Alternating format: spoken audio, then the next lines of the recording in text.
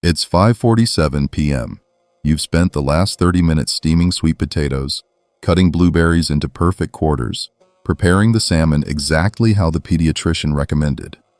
You place the carefully arranged plate in front of your baby, and within seconds, sweet potato is smeared across the high chair tray. Then it's on the floor.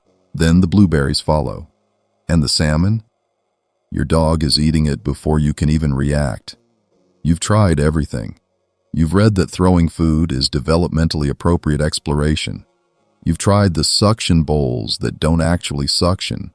You've tried smaller portions. You've tried the no thank you bowl. You've even tried completely ignoring the behavior like the parenting books say. But every single meal ends the same way. Food everywhere. Your baby barely eating anything. And you're left wondering if they ate enough, if they're getting the nutrition they need, if this is just going to be your life now.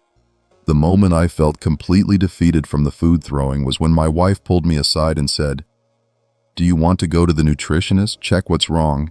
Because every single day, with every single meal in fact, we'd spend hours cleaning up, and we'd try and calculate from the plate that we served how much had fallen down, and hence, how much was actually ingested. That conversation hit different, because it wasn't just about the mess anymore. It was about whether we were failing as parents, whether something was actually wrong with our child. But here's what nobody's telling you.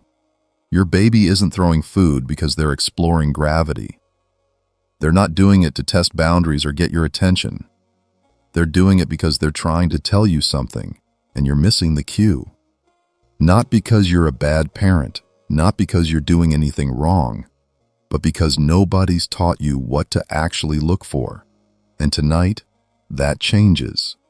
Because once you see this cue, once you learn to recognize it, the food throwing stops. Not gradually, not eventually. It stops because you're finally giving your baby what they've been asking for all along.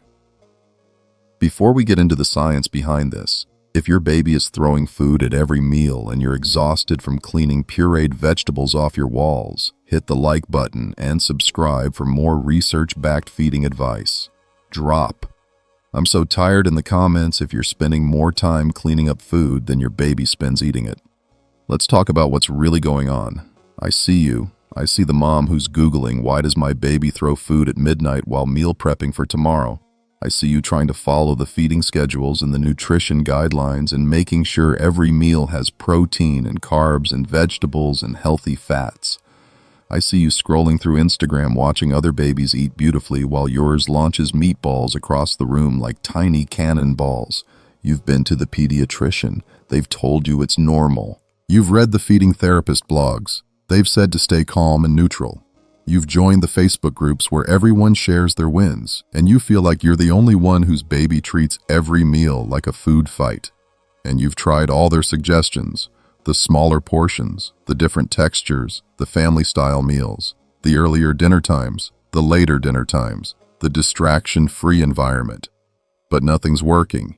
And every meal, you're left wondering if they ate enough, counting the 3 bites of sweet potato they actually swallowed before the rest hit the floor, worrying about their iron levels and their growth curve and whether they're falling behind developmentally. You're not failing. Your baby isn't broken. You haven't ruined their relationship with food. What's actually happening is that your baby has been communicating with you all along. They've been sending you clear signals about their hunger and fullness. And the food throwing? That's not a behavior problem. That's a communication breakdown. Not because you're missing it on purpose, but because the feeding advice you've been given focuses on everything except the one thing that actually matters. The breakthrough came when I was watching my son during lunch. He'd eaten maybe 5 bites of his quesadilla when he picked up a piece and just held it. Didn't throw it, just held it while looking at me. And something clicked. He wasn't being defiant. He was trying to tell me something. That's when I said, "Are you done?" And he immediately dropped the quesadilla and reached up. No throwing, just relief that someone finally understood. Here's what's actually happening, and this is going to sound simple, but stay with me because the implications are huge. Okay, so here's the thing about babies and food. They're born with this built-in system for knowing when they're hungry and when they're full. It's not magic, it's biology. Satiety hormones in their body send signals to their brain that basically say, okay, we're good, we've had enough. And when that system is working the way it's supposed to, it's incredibly accurate. Think of it like the gas gauge in your car. You don't have to guess when your tank is full. The gauge tells you. Your baby has that same kind of gauge for food. We just have to stop ignoring it. Now here's what this looks like in real life. Let's say your 9-month-old is eating scrambled eggs. They take a few bites, they're interested, they're reaching for more. Then something shifts. Maybe they start slowing down. Maybe they look away from the plate. Maybe they start touching the food instead of eating it. And then, suddenly, they pick up a handful of egg and drop it over the side of the tray. What just happened? Playing with or throwing food is one of the ways toddlers signal fullness. Their body just told them they've had enough. The satiety hormones kicked in. The gas tank gauge hit full, and they communicated that to you the only way they know how, by stopping eating and starting playing. But here's the problem. Here's where the conventional feeding advice fails you completely. You've been told to keep offering food. You've been told to make sure they eat enough at meals. You've been told that throwing food is a behavior to ignore or redirect, not a signal to listen to. So what do you do when your baby starts throwing food? You clean it up. You put more food on the tray. You try to encourage another bite. And every time you do that, every single time you override that fullness cue, here's what's actually happening. You're teaching them to ignore their internal hunger and fullness signals. Research on responsive feeding shows that when parents regularly encourage babies to keep eating when they are full, they're teaching them to ignore their body's hunger and fullness cues. The American Academy of Pediatrics and developmental psychologists have studied this extensively. When caregivers regularly feed infants beyond fullness, the infant's ability to eat in response to hunger and fullness is undermined. Think about what that means long-term. You're potentially setting up patterns that affect their relationship with food for years. Children nourished using responsive feeding are less likely to be overweight or obese later in life because they're in tune with their body's internal cues. So let's talk about what you're actually missing. Because it's not just the throwing, that's the late cue, the one that comes after you've already missed several earlier, subtler signals that your baby is done eating. Your baby's fullness cues change as they develop. A 6-month-old starting solids might slow down their eating and start looking around the room. A 9-month-old might start playing with their food or banging their spoon on the tray. A 12-month-old might push the plate away or shake their head or say all done if you've taught them the sign. But most parents are watching for the wrong signals. You're waiting for your baby to clearly push the food away, or turn their head, or give some obvious sign that they're done. And by the time those signals happen, you've already missed multiple earlier cues. Here's what the early fullness cues actually look like. Your baby's eating pace slows down. The bites that were coming every few seconds are now spaced further apart. They start looking away from the food more. Their focus shifts from the plate to their surroundings. They might touch the food instead of immediately bringing it to their mouth. They might pick up a piece and just hold it. These are all signals that their body is approaching fullness. Their internal satiety system is starting to kick in.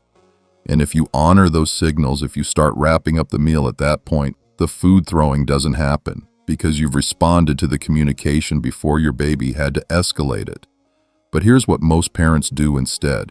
They see the baby slowing down and think, they've barely eaten anything. I need to keep offering. They see the baby looking around and they bring their attention back to the plate. They see the baby playing with the food and they redirect them to eating. And with each of those responses, they're telling the baby, I'm not listening to what you're trying to tell me. So the baby escalates. The subtle cues weren't working, so they move to the obvious ones. The food starts flying, because at that point, it's the only communication that actually ends the meal.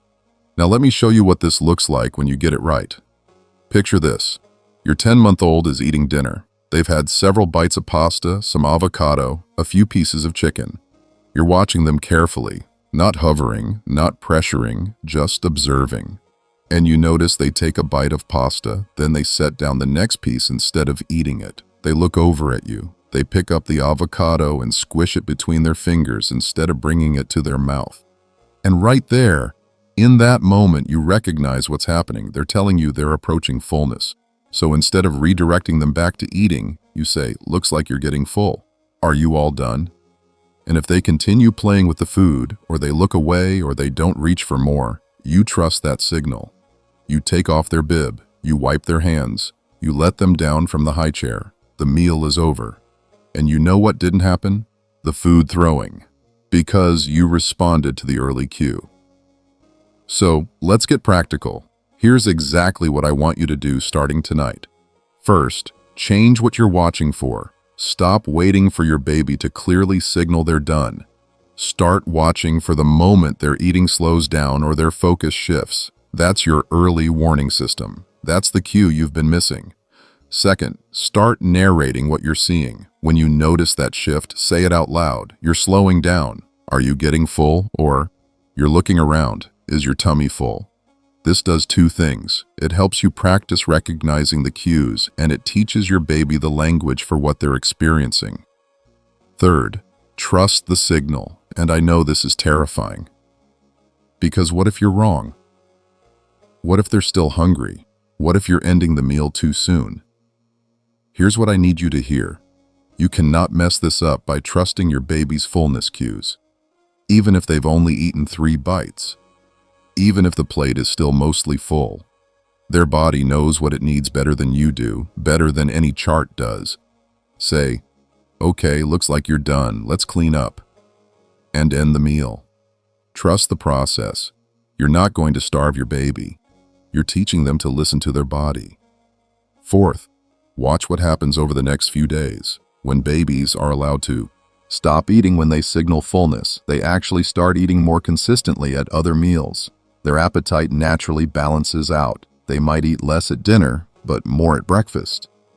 They might eat more vegetables at lunch when they're actually hungry for them. The total amount they eat over the course of a few days will be appropriate for their body's needs. Fifth, let go of the portion expectations you've been holding on to. Your baby does not need to eat a set amount at each meal. They don't need to finish what's on their plate. They need to eat until their body tells them they're full and then stop. That's what healthy eating looks like. That's what intuitive eating looks like. Here's what to expect. The first few times you do this, it's going to feel wrong. You're going to feel like you're ending the meal too early. You're going to worry they didn't eat enough.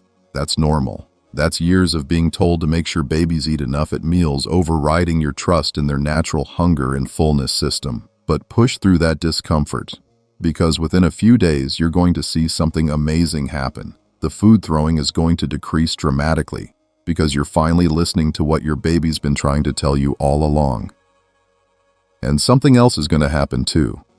Your baby is going to start trusting their own hunger and fullness cues more. They're going to learn that when their body says "I'm full," that signal is respected. They're going to learn that eating is about listening to their body, not about finishing what's on the plate or eating because the food is there. And those lessons, those are the foundation of a healthy relationship with food that will last their entire life. You haven't been failing at this. You've been doing exactly what every feeding guide and pediatrician and well-meaning relative has told you to do. But that advice was missing the most important piece. It was treating food throwing as a behavior to manage instead of as communication to respond to. And the moment you shift from managing the behavior to responding to the communication, everything changes. 3 days from now, you're going to sit down at dinner. You're going to watch your baby eat. And you're going to see them slow down. You're going to see them start to lose interest. And instead of panicking about how little they ate, instead of trying to get more food into them, you're going to calmly say, "Looks like you're full. Let's clean up." And the food is going to stay on the tray. Your baby is going to feel heard. And you're going to realize that you just had a meal without food, ending up all over the floor. You have permission to trust your baby. You have permission to believe that their body knows what it needs. You have permission to end the meal early if that's what their fullness cues are telling you. This isn't about being a permissive parent or letting your baby call all the shots. This is about recognizing that when it comes to how much food goes into their body, Your baby is the expert. Not the feeding charts, not the portion recommendations, your baby. Your child won't remember these meals, but they will grow up learning that their body's signals matter, that when they say they're full, that's respected, that eating is about nourishment and satisfaction, not about finishing the plate or pleasing adults. And those lessons? Those are the ones that protect them from disordered eating, from using food for comfort instead of fuel, from a lifetime of ignoring their body's wisdom. If this helped you see food throwing in a completely different way, hit the like button and subscribe because we're diving deep into responsive feeding strategies every week. Share this with another exhausted parent who's spending their evenings on their hands and knees cleaning food off the floor. And tell me in the comments, what was your biggest takeaway? What early fullness cue have you been missing? You've got this. Your baby's been trying to talk to you. Now you know how to listen.